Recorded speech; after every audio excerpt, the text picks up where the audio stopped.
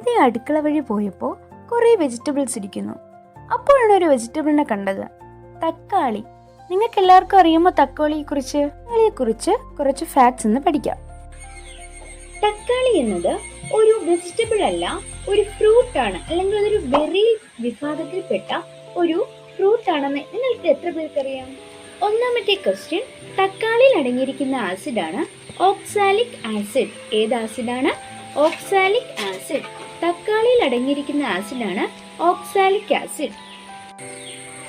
രണ്ടാമത്തെ ഫാക്റ്റ് ആണ്, തക്കാളിയുടെ സയന്റിഫിക് നെയിം എന്ന് പറയുന്നത് സുളാനം ലൈക്കോപെർസിക്കം എന്നാണ് തക്കാളിയുടെ സയന്റിഫിക് നെയിം എന്ന് പറയുന്നത്. മൂന്നാമത്തെ ഫാക്റ്റ് ആണ്, തക്കാളിയുടെ അത്യുൽപാദന ശേഷിയുള്ള വിത്തിനങ്ങളുടെ പേരാണ് ശക്തി, മുക്തി, അനഘ, അക്ഷയ. ഇനി തക്കാളിയുടെ ഉൽപാദനത്തെ കുറിച്ച് പറയുന്ന വിപ്ലവമാണ് ചുവപ്പ് വിപ്ലവം. അപ്പോൾ തക്കാളി, മാംസം ഇവയെ കുറിച്ച് പഠിക്കുന്ന കാർഷിക വിപ്ലവങ്ങളുടെ പേരാണ് ചുവപ്പ് വിപ്ലവം.